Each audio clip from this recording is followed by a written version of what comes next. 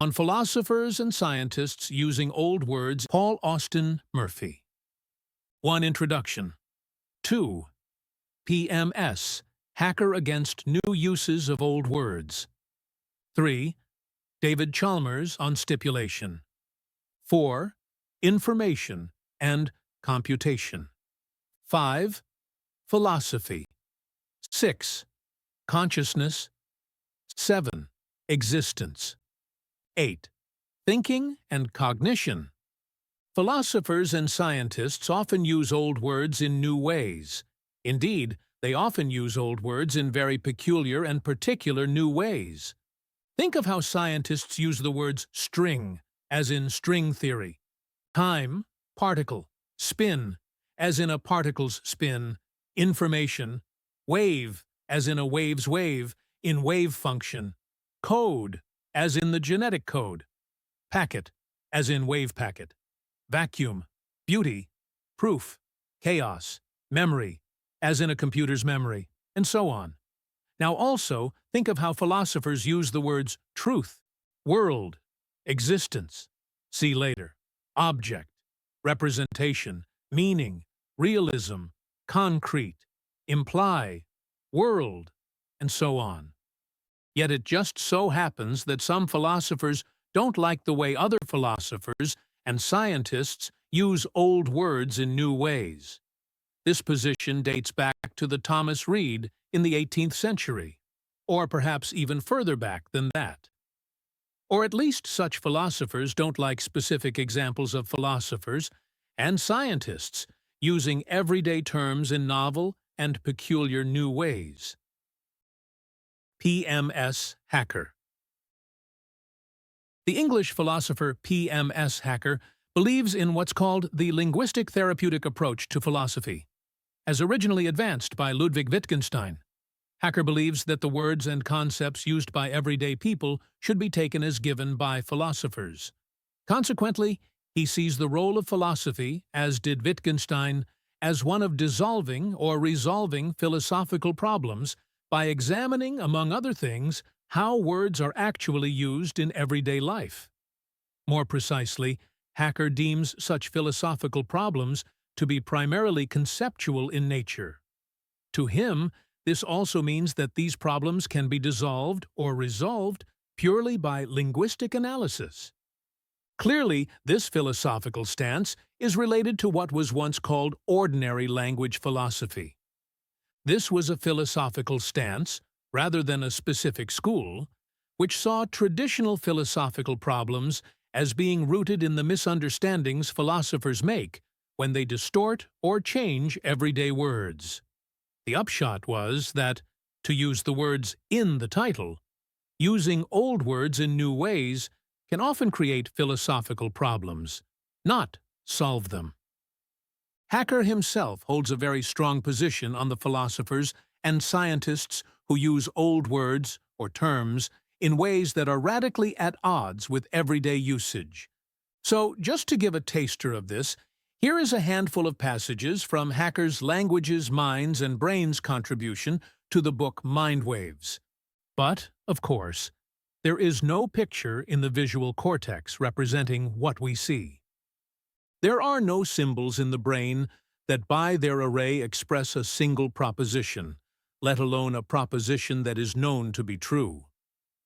I flounder in the mixed metaphors. Cells are not in the business of building perceptual concepts or any other kind of information in either sense of the term. When biologists talk of the genetic code, they are not using the word code in the sense in which a code is essentially related to a language. He comes perilously close to saying that when a person sees an object, there is a map, a representation of the object. But now he must explain who or what sees or reads the map.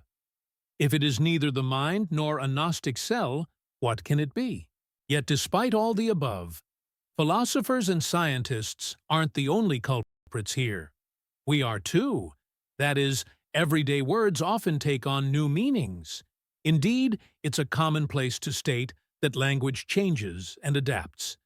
And even in everyday terms, the same word can be used in different ways in different contexts. Consequently, is what some philosophers and scientists do really that different to what the folk do? David Chalmers on stipulation. The Australian philosopher David Chalmers often stresses the importance of what he calls stipulation. His basic point is that, at least as I read it, if we stipulate what we mean by a particular word, then the answers to any questions we have about facts, data, what X is, etc., must, at least partly, follow from such stipulations. Of course, some people will be horrified by the argument that acts of stipulation are decisive when it comes to what we take to be matters of fact. But it's not that simple. Sure, there is a problem with overstressing the importance of stipulation. There may even be a problem with simply emphasizing the importance of stipulation. So Chalmers sums up this problem with a joke. He wrote, "One might as well define world peace as a ham sandwich. Achieving world peace becomes much easier, but it is a hollow achievement." As it is, Chalmers only applies his joke to a single case, consciousness. Yet perhaps it can be applied to other cases too. Clearly, even someone who argues that stipulation is important won't also accept that we can define the words world peace as a ham sandwich. In turn, some philosophers and laypersons will feel just as strongly about claiming that, say, a computer virus is alive, see here, or that bacteria learn, see here. Here's a question from Chalmers. Does a mouse have beliefs? Well, that depends on what we, or what individuals, mean by the word belief. Or, in Chalmers' case, it depends on what philosophers mean by that word. As just stated, Chalmers refers to stipulation. That is, if we stipulate what we mean by the word belief, then the answer to that question must, at least in part, follow from the stipulation. To simplify, if X, Y, and Z constitute what it is for something to be a belief, then if a mouse displays or instantiates X, Y, and Z, then it has a belief. This is, of course, a simplified story. That's because agreement will also have to be made on what precisely X, Y, and Z are, and then on whether or not X, Y, and Z are necessary and sufficient for belief. But however complicated this story turns out to be, stipulation will still remain part of it. In the case of mice having beliefs at least, the following question can be asked: is, as it were, beliefness, like aliveness, something over and above the functional, structural, and/or physical facts? Again, Chalmers is keen to accept the importance of stipulation when it comes to such decisions. He also believes, at least as I see it, that much that passes for metaphysics is merely what he, and others, call verbal dispute. However, it's still the case that in some cases, or in one single case, there is a fact of the matter which makes at least some statements, concepts, or theories plain wrong. Now take Chalmers's next question. Does a mouse have conscious experience? In this case, it isn't all about stipulation or verbal dispute. That's because Chalmers argues that either there is something that it is like to be a mouse, or there is not. And it is not up to us to define the mouse's experience into or out of existence. The words information and computation. Word information has very different uses in science and philosophy. Some of these uses tend to differ markedly from the ones used in everyday life. Indeed, we can use the words of Claude E. Shannon, deemed to be the father of information theory, to back this claim up. He wrote, "It is hardly to be expected that a single concept of information would satisfactorily account for the numerous possible applications of this general field. The most important point to realize in this debate is that minds, or observers, are usually believed to be required in order to make information information. However, information is also said to exist without minds or observers. Some philosophers and physicists argue that information existed before human minds, and it will also exist after human minds disappear from the universe. This position, of course, raises lots of philosophical and semantic questions, so it may help to compare information with knowledge. The latter clearly requires a person, mind or observer. The former may not. Take the position of David Chalmers, again, as a case in point. Chalmers tells us that information is everywhere. He also tells us that there exists both complex information processing and simpler information processing. Chalmers cites the case of a thermostat when it comes to simple information processing. See here. In the case of a thermostat, we can guess what information is taken to be. Basically, heat and cold can be deemed to be information. However, are heat and cold information actually for the thermostat? Indeed. Does that even matter? Or is it the case that the actions which are carried out on the heat and cold by the thermostat constitute information? Perhaps, more likely, it is the physical nature, its mechanical and physical innards, of a thermostat that constitutes its information. It's certainly the case that some, or even many, physicists and mathematicians don't see information in a strictly philosophical or semantic way. See following section.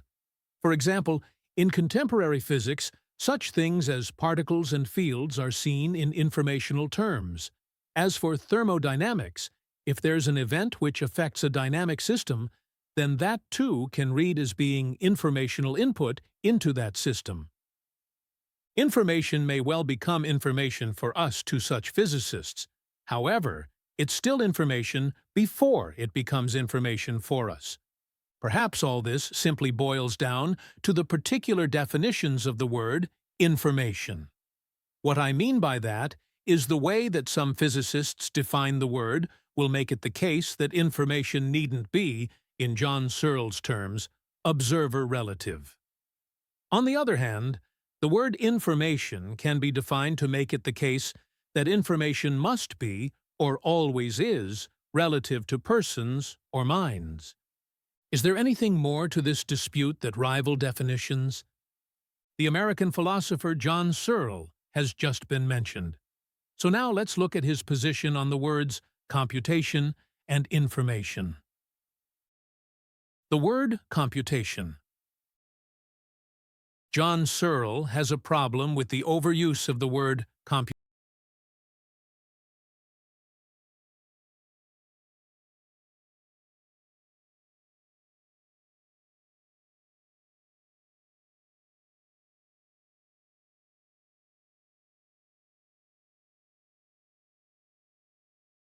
computation. He cites the example of a window as a, to use Chalmers' words, maximally simple computer. Searle writes, "To the window in front of me is a very simple computer. Window open equals 1, window closed equals 0. That is, if we accept Turing's definition, according to which anything to which you can assign a 0 and a 1 is a computer, then the window is a simple and trivial computer. In other words, does a window contain information? By that, I don't mean the information that may exist in a window's material and mechanical structure. According to many informationalists, a window, being a physical thing, must contain information. I mean to ask whether or not a window, like a thermostat, has information qua a technological device which is designed to be both opened and shut. The point is that just about anything can be seen as a computer. Indeed, in the field called pan-computationalism, just about, everything is deemed to be information. In these cases, if that information can be represented or modeled, then it is a computational system. Searle believes that these and other examples only display information for us. Searle also has something more to say about information. He writes, Christoph Koch is not saying that information causes consciousness. He is saying that certain information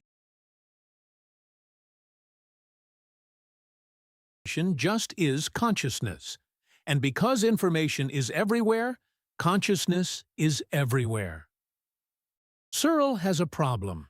He concludes, "I think that if you analyze this carefully, you will see that the view is incoherent. Consciousness is independent of an observer. I am conscious no matter what anybody thinks. But information is typically relative to observers. These sentences, for example, make sense only relative to our capacity to interpret them. So you can't explain consciousness by saying it consists of information, because information exists only relative to consciousness." As for Chalmers' possibly conscious thermostats, Searle has something to say on them too. He writes, "I say about my thermostat that it perceives changes in the temperature. I say of my carburetor that it knows when to enrich the mixture. And I say of my computer that its memory is bigger than the memory of the computer I had last year." The word philosophy. Philosophy can be described in terms of how it's been practiced in the Western tradition.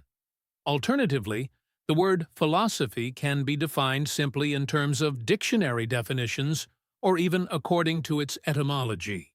The etymological approach isn't very helpful.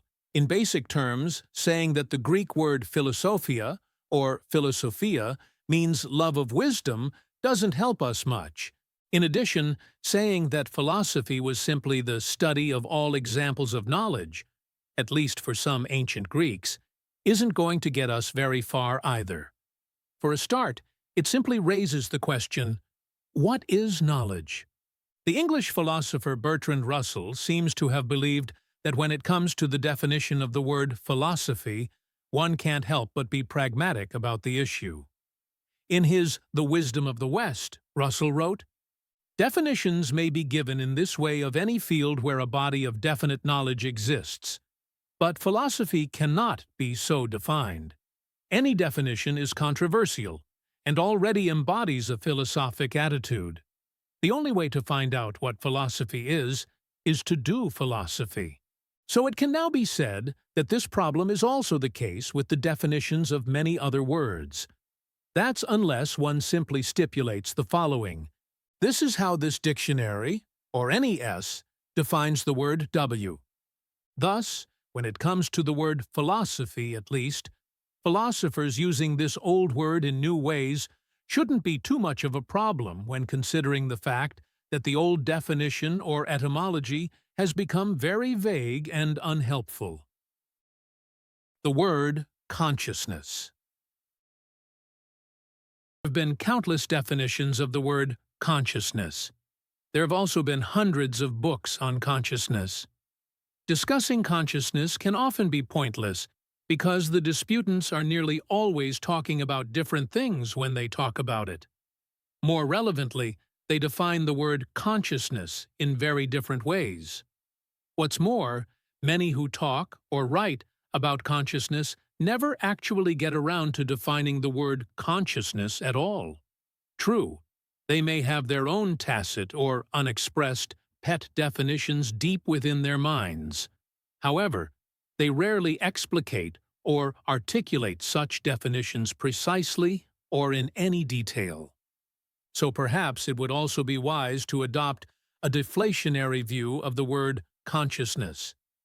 And that's precisely what the English philosopher Kathleen Wilkes did when she wrote that.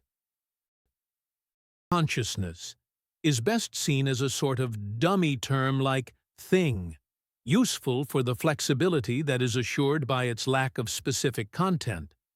We can agree with Wilkes and see the word consciousness as a bundle term. It is so because it has so many meanings, definitions, and connotations.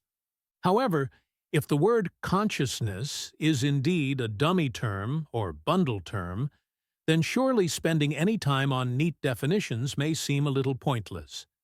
Then again, and in the case of Wilkes's other example of the word thing, if we can even define the word thing to some degree of approximation, then perhaps we can do the same with consciousness.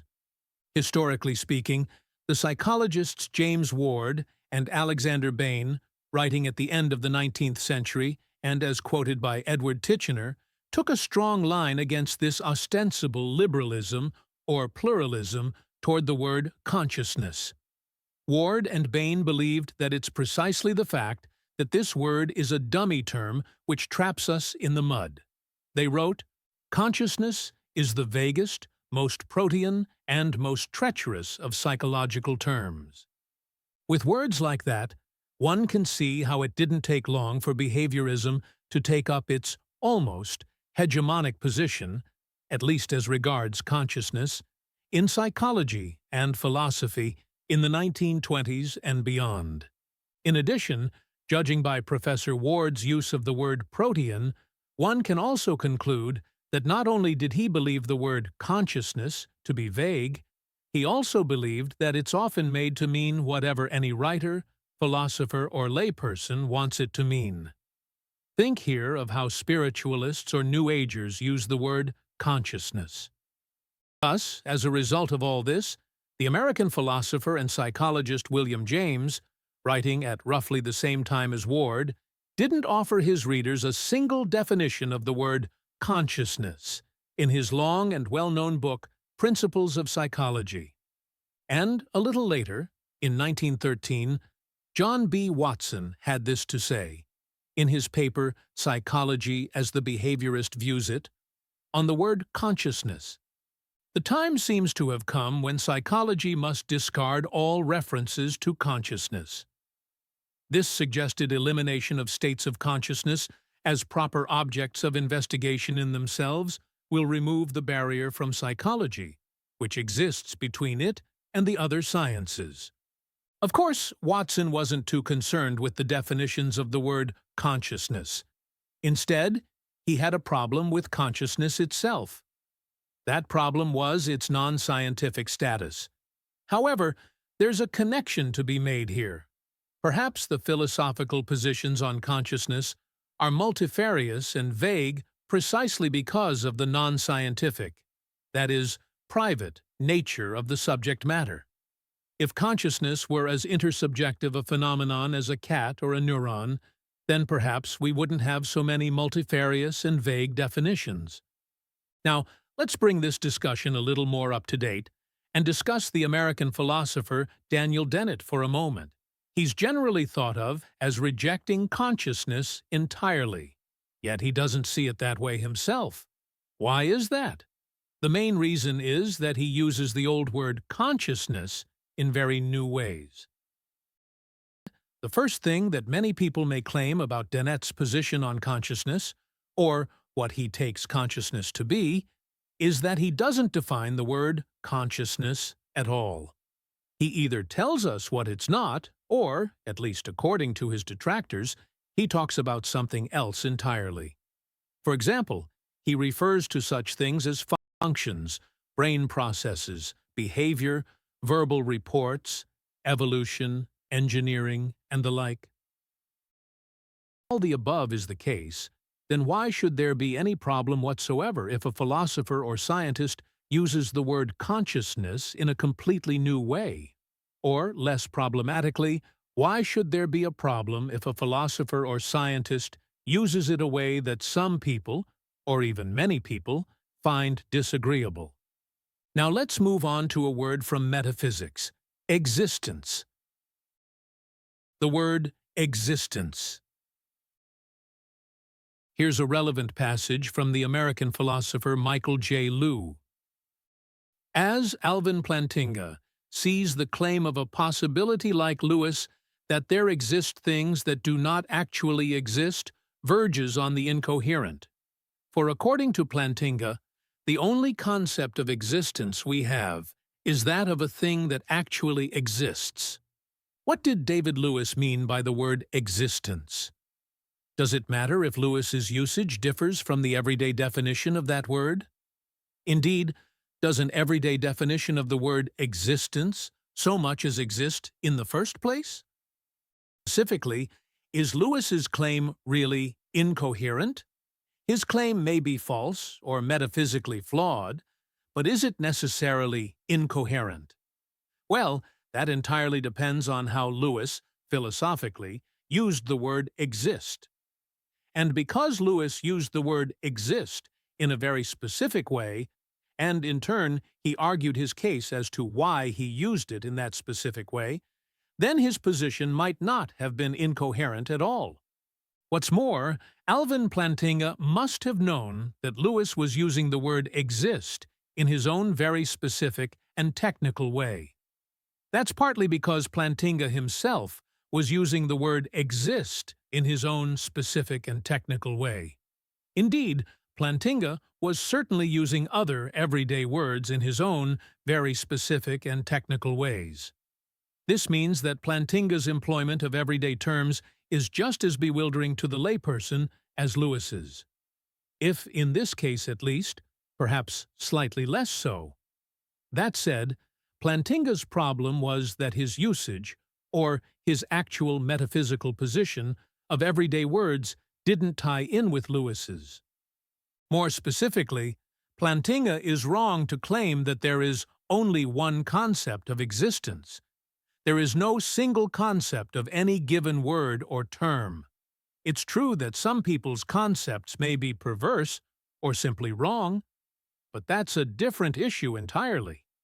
So, in this case at least, as soon as you buy into Lewis's definitions, or his actual metaphysics, then all may fall into place. That doesn't mean one should philosophically agree with Lewis. It simply means that he defined the word existence in his own way, and therefore his definition, or actual metaphysics, isn't necessarily incoherent. Now take the following statement, which kind of sums up Plantinga's position. Possible worlds are abstracta which exist, though they don't actually exist. Isn't that an odd use of the word worlds? Surely possible worlds can't be abstracta. Yet here again we're debating word usage, and even seeing possible worlds as abstracta may still not be an incoherent position. It depends on how these words are used and metaphysically defended. This isn't the place to go into detail on this well-discussed metaphysical issue. Prima facie, if Plantinga argues that to exist is to actually exist, and Lewis's possible worlds don't actually exist, then that seems to be a complete denial of possible worlds on Plantinga's part. Yet Plantinga accepts possible worlds. To him, they are states of affairs of a certain kind. Does that mean that Plantinga accepts some other kinds of existence for possible worlds? Yes. They have an abstract existence. However, possible worlds still don't actually exist. All this basically means that Plantinga doesn't believe that possible worlds are concrete entities, as in Lewis's possible worlds realism. Here again, Plantinga too uses everyday terms in his own very specific ways. For example, he uses to the words state of affairs in a way that's not used by most laypeople. Plantinga believes states of affairs to be abstract entities, and these abstract state of affairs can, or do, constitute possible worlds. What's more, Plantinga also seems to accept that he exists in other possible worlds. However, that may be no big deal once one realizes that he simply means that.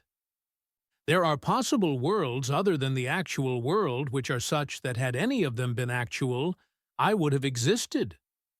Yet why does Plantinga accept the phrase, I would have existed in these other possible worlds, at all, i.e., even if that claim is qualified? Well, here again, Plantinga is free to use the word exist as he wishes, just as Lewis did. Newer word, cognition. The words thinking and cognition. The word cognition is often taken as a kind of synonym of the word thinking.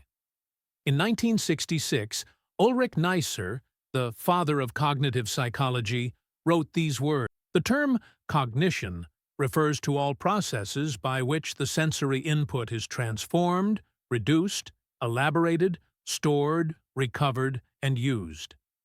It is concerned with these processes even when they operate in the absence of relevant stimulation, as in images and hallucinations. Then Neisser concluded in the following way. Given such a sweeping definition, it is apparent that cognition is involved in everything a human being might do, that every psychological phenomenon is a cognitive phenomenon. Thus, because of these and other complications, Alan Turing suggested bypassing the question, can a machine think, entirely? Or at least he didn't attempt to define the word think. Instead, he asked us whether or not a person would ever believe that he was having a conversation with another person, say, by letter, phone, behind a screen, etc., when, in fact, he was actually conversing with a computer. That said, and in Turing's case only, it wasn't really that philosophers, scientists, and Turing himself were using an old word in a new way. It was that an old word wasn't clear and tight enough to serve much of a purpose in such a debate. Thus, the solution was to either stop using the word think or to create a better and more precise alternative. This meant that Turing didn't actually use the old word think in a new way. He simply suggested that, when discussing computers/machines at least, this old word should be abandoned.